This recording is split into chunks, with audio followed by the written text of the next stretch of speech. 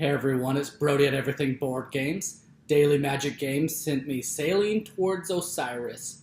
So let's get it to the table. Alright, in sailing towards Osiris, the pharaoh has died and he is sailing down the Nile in his funerary barge. And as governors, we are to be able to build monuments down the river to be able to send his glory to Osiris by building these monuments. And so that Osiris will favor his spirit in the afterlife. And whoever does the best job will become the new pharaoh. In this game, there are certain actions that you can perform during your turn, but it's kind of a worker placement game. As you see, this is what you start with, all your monuments. You will have 2 of each resources. You have 1 city card, and you will have 5 boon cards, which match everyone else's. And I'll explain that here in a little bit. But what you're going to do is you're going to add all the workers here to this bag, and the first player, the regent, will pick out 3, put it behind their player screen. I'm not going to be doing this because I'm the only one here, but it has a little helper. You would put it behind there so no one else can see the 3 that you got. The next player will then draw 3. And the next player will draw 3. As you can see, it's a 3-player game setup. It's different for player counts. Then I'm going to draw 4 for the pool over here. And as the regent, I get to peek in here to see what's left. Okay. So that gives me a little bit more information. And so these are our workers that we're going to be working with. Each of the colors will match a certain type of resource. And if it has this white painted on it, they are a master worker. So the rule is that you can only put your worker on a certain resource with where the barge is currently located. As you can see, there's a line right here. So any of these areas is what we're working with this round. He will soon move here, and it'll be any of these areas, then here, and it'll grow, yet we are going to be blocking some of these areas by building monuments on them. So it might seem like you'll have a lot more areas to put your workers on, but not really. So the first action you could do is by putting a worker on a type of resource there that matches it and grabbing that resource. So there's nothing on either of these 2, so I put it in the middle and I would get 4 stone. I could also do the same here and get 5 wheat. This one is a master worker, which can go ahead of the barge. And so I could go here, here, here, but I'd only get 2. So I go here, I'd get 4. So that's how you get resources with your workers. Another step that you could do is you could take one of your workers and go to the city. In the city, you're going to draw 2 cards. You're going to look at them and you're going to decide which one you want. Oh, I want this one, because this one makes me play one of my workers ahead of the barge. So now that my guy here becomes a master wheat farmer guy, and I can play it up here with this card. And this other card I have to give to one of the other opponents, one of the other players, and I can leverage it however I want. I can show them the card and say, what are you guys going to give me for it? Or they can just decide not to, pay anything, but I have to give it to one or the other. Say this guy offers me 1 food. Okay, better than nothing. Here's your card. All right, besides playing on the cities for the cards, you can start a caravan. So this player would come up here in a 3-player game. These 2 are marked off, so you can't go there. But he would decide which of the 2 spots he wants. So say he wants this one, puts his camel here to indicate it's his, and it can be any type of worker here, and he will grab the 3 brick and the 2 food, and that's his spot there. If anyone else wanted to play above him, they could. If it was a different player, they would have to give this player one of those resources. If it was him, he could take all 3 of them. All right, another action you could do is you could hire one of these workers over here. So you could pay 2 of your resources. They are going to stay here for this round until the end of this round, and you are going to gain that that worker. So 2 of those. I gain this guy. All right, awesome. I have another worker, and this is a master worker, so he can go above the barge if I want to. I can also trade at the market here. Say I really need a certain resource. Well, here's 2 of this, and I'm going to grab 2 of this. Just like I explained here, these are going to stay here this whole entire round, and so the resources up here will diminish and become harder to get certain types. And once I play on this area, no one else can play here. They can trade with these other areas, but this one is off limits. At the end of the round, these will go back to the resource tokens and they'll all be open again. All right, part of the big game is planning a monument. So say this player who has a lot of brick, they say, well, I'm going to plan this monument right here. So 4 brick, 1 stone, 2 food. So they're going to pay this. It goes back to the general supply there, and they're going to place their monument there. You can have any of these taken at a time. In a 2-player game, you will have a rule where one of them will get blocked off. But if not, you'll plan it here, and then on a next turn, you can play it. To play it, you're going to look at what type of area that it can go in. So in this case, it's 2 wheat, 2 brick, 2 stone, and place it in where you want it. So this is important because you get bonus points. Bonus points so this is 2 points, and you get 1 bonus point if it's currently in the river segment where the barge is at. So that will give me 3 points. Okay, 1, 2, 3.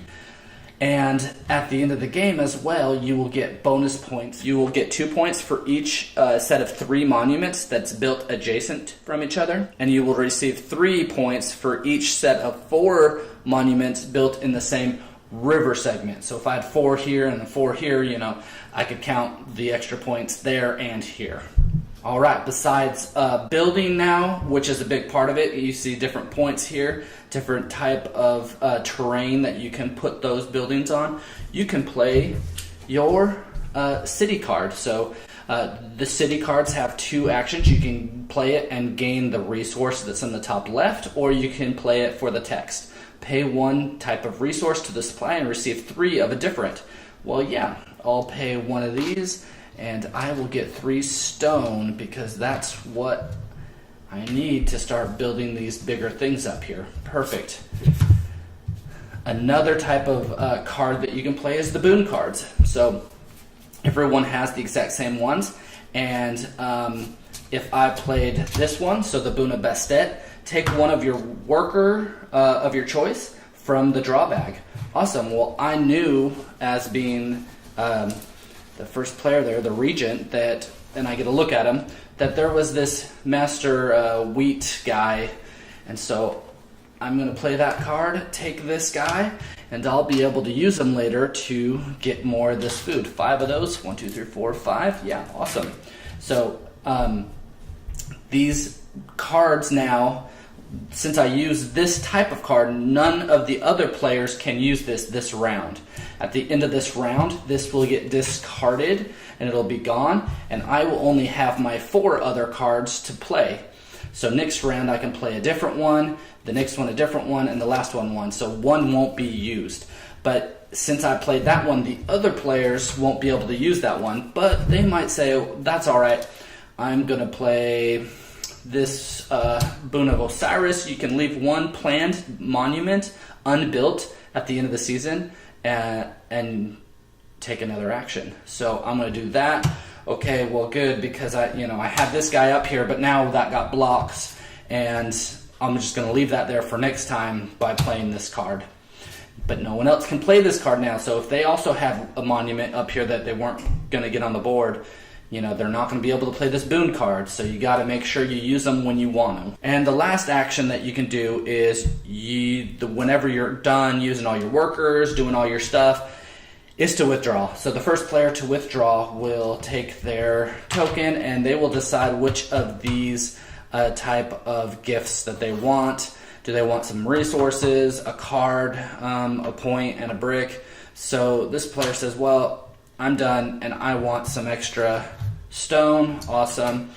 then when the other players are done, they do not get this. So they simply say, okay, I'm withdrawing, and I'm withdrawing as well. At that point, you're going to reset the board, so this gets blocked, so that in the future, these are your options to pick from. These all move back to the general supply here.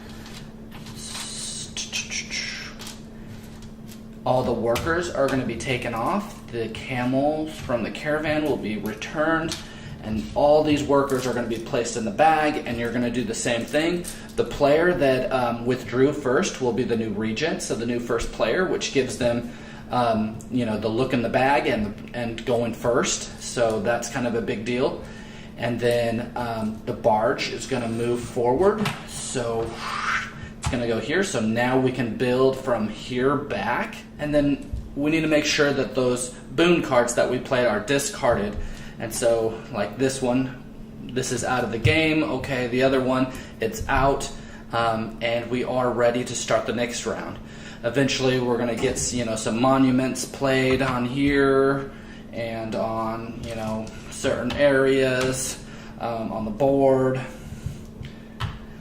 And this is going to go, and then at the end, we're going to count our points from where we're on the board. We've been gaining points from building these, but also the bonus points for having 4 of them in the same river segment and having 3 of them that are adjacent from each other. So we'll just say that like this, that has 3 of them, and say he built this over here. So this does both rules. These 3 are adjacent from each other, so he gets those points. And then in this river segment, he does have 4, so he gets those points as well. The player with the most points at the end is becoming the new pharaoh. The game does a very good job with limiting these resources, which becomes a big part of the game. Also, it's fun to just barter with each other. You can barter and exchange any of your resources or any of your cards, or do any of that. Any future promises, though, are not necessarily enforceable. So you need to make sure you're playing with the right people. But the game is able to change with that. If you really need a certain type of resource to do a big move, and you can't trade, well, you can talk with them. These boon cards can give you a little bit edge up when you are stuck, or if you need to do a certain thing. These boon cards kind of let you escape the normal rules, and so I definitely take advantage of these boon cards, and they add a great deal to the game with just these 5 cards. And not only just playing the 5 cards, but by you playing one of them, the others cannot play it, so you're almost blocking them as well, and so that mechanic is very fun as well. These components are wonderful, as you can see. There's a lot of wood components here that they did a good job with. The workers here, are nice. The player screen is big enough, to hide your stuff. I mean, no one's going to be peeking over that, and you're going to have this extra help here to know, how many you need to get. So the first, here's some extra bonus points. The first person to finish and build all 4 of those monuments gets an extra point. The first one to finish the sphinxes gets 2 points, and so there's some extra points on how to do that as well. This is, like I said, with the in-game points, and so they do a good job with helping you learn the game. Once you've played it once, you will know how to play it. It's not too difficult to understand or to play. These city cards are always fun. I love going to the city to try to get some rule breaker cards, is what I like to call them, so that you can break some of the rules, or build your planned sphinx on an unoccupied city space. So this one's kind of breaking the rule. Overseer, remove 1 worker from the map and use it immediately on a different map space. So that's like, giving you an extra action somewhere else, but using not even a worker that you have, but another worker. And so these cards are always fun. So again, this is Sailing Towards Osiris by Daily Magic Games. If you like what you see, then go buy it.